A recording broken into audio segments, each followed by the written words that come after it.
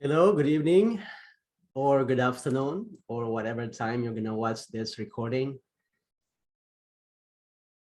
This week, we will be studying the books of 1st and 2nd Thessalonians. I hope that you had a chance to read our textbooks as well as the epistles of the Thessalonians themselves. I hope that you will find time to read them because to me, it's a very interesting, very inspiring letters or books.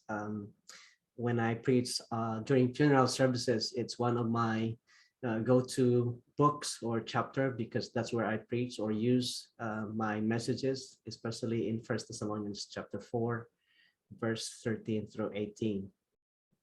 Now, these two letters of Paul to the Thessalonians are actually among his earliest letters in the New Testament.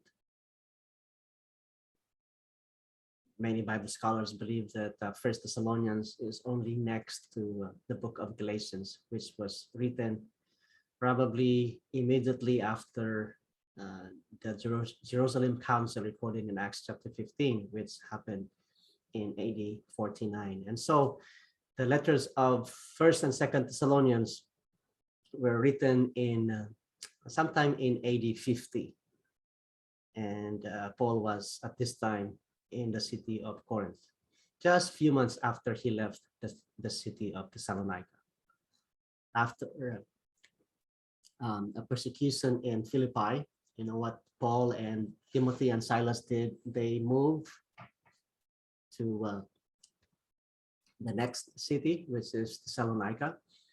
And that city was actually a lot bigger than Philippi. And so obviously there was a synagogue or maybe synagogues that were established there. It only takes 10 Jews, male Jews, to establish a synagogue. And so during Sabbath, Paul would go and visit the synagogues and of course start preaching the good news or the gospel about Jesus Christ as the Messiah of the Jews. And so they were able to persuade and convince some Jews to believe that Jesus is indeed the Messiah. However, the majority of the Jews rejected them. Not only that they rejected them, but they even made a plan because they were jealous, and so they formed a mob against Paul and Timothy and Silas.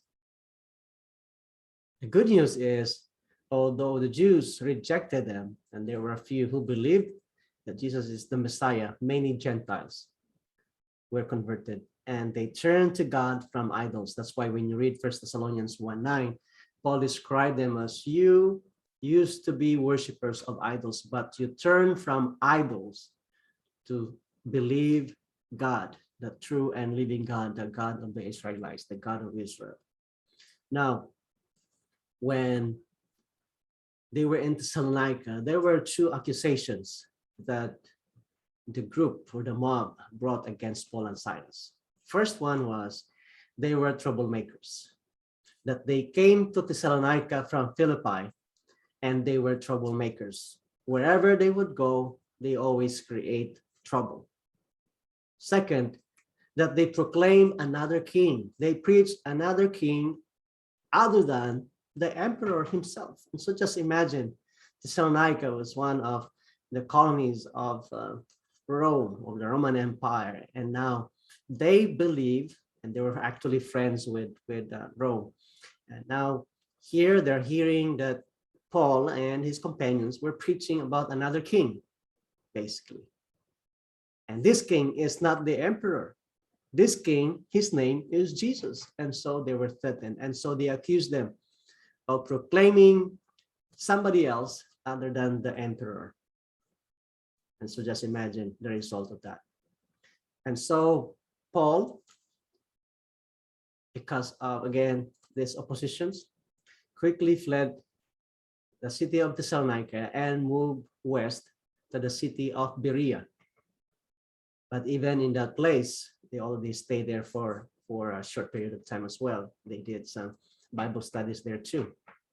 But even that place was not a safe place for them. Seems like wherever they would go, there's always trouble. There's always persecutions. And so they continued their journey all the way to the city of Athens. I had the privilege to visit the city of Athens 3 years ago, and also the city of Corinth, and had a chance to visit the many places that Paul visited when he was in that area.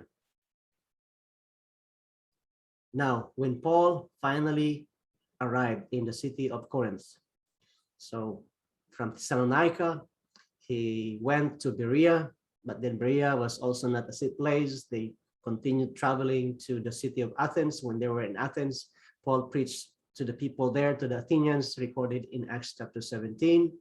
But obviously, again, they were persecuted, and so they moved also to the city of Corinth.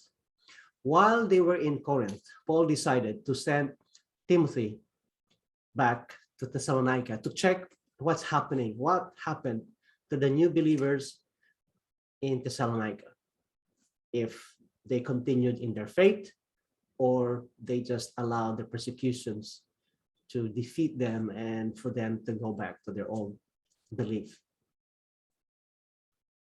And so please, when you read these two books of Thessalonians, consider the purpose of why Paul sent Timothy to Thessalonica. And now what's interesting here is that you will read in First Thessalonians that Timothy actually reported back to Paul that the believers in Thessalonica actually persisted. They persevered. They withstood the test, the persecutions and the oppositions of their countrymen or their fellow Thessalonians. They continued to believe in the Lord Jesus Christ. So in First Thessalonians, you will also see that Paul corrects those who have set up timetables for the return of Christ. It seems like our generation today, many people, many preachers, many prophets or certain individuals would set some timetables, some time frames, some dates of when is the coming of the Lord Jesus Christ. That's why, because of these timetables, that Jesus is not gonna come, anytime soon. A lot of the Thessalonians, even the Christians there, became lazy. So they're thinking, since Christ is not coming anyway, we're just gonna wait. Or perhaps some of them think like, since Christ is coming anyway, why bother to work, right? And so in First Thessalonians chapter 5, verse 14, you will read that Paul told the Thessalonians, warn those who are idle and disruptive, encourage the disheartened, help the weak, be patient with everyone. And so in order for him to correct this lazy behavior, Paul warns them that the day of the Lord can happen anytime soon. And the word that sometimes we use in theology is imminent. The Lord is coming anytime soon. The imminent return of the Lord Jesus Christ. To encourage them, to inspire them that it can happen anytime, that there's no set time. We don't know the time, we don't know the dates, but it can happen anytime. And so be ready, be prepared. Okay. Now, by the time that we get to Second Thessalonians, such idea of imminence or that Christ can come anytime has been overly developed. Now the Thessalonians think that Christ has already come. They heard it from other preachers. Christ has already come. And so Paul must now correct this erroneous view of eschatology. And he must now explain to them why the day of the Lord, why the coming of the Lord has not already occurred.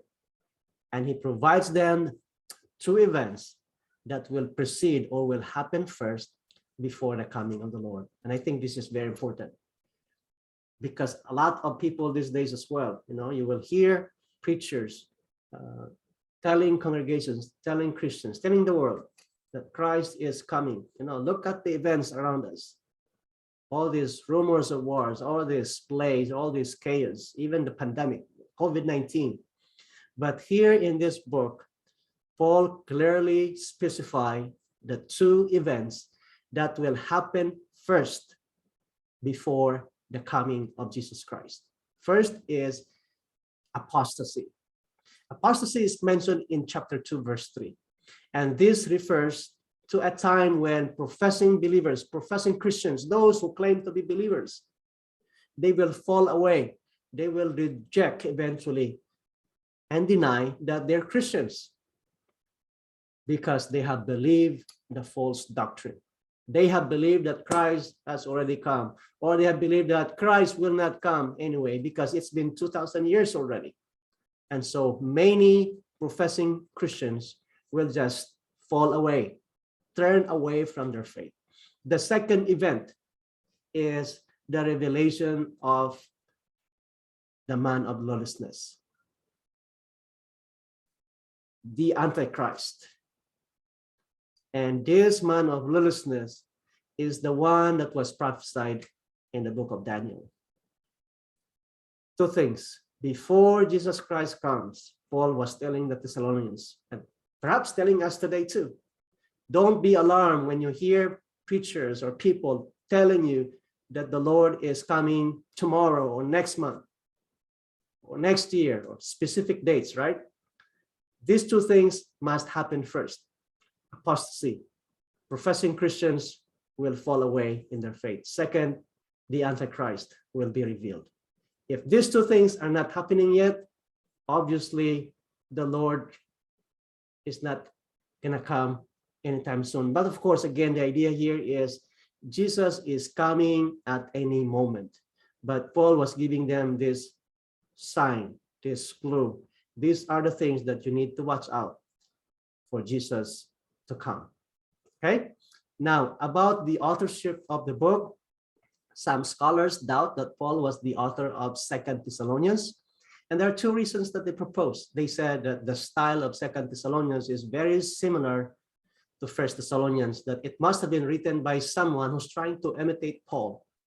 Second is the eschatology, the events that will happen in the last days, the teachings about these last days events contained in 2 Thessalonians is very developed and should be dated in a later time. They said it cannot be in 50 AD. It could have been like later than that. Okay, so I encourage you to please read our textbooks and read the book of 1st and 2nd Thessalonians. And if you have the chance to, please read Acts chapter 17. Okay, so thank you so much. Blessings to you and looking forward to see you next week, the Lord willing.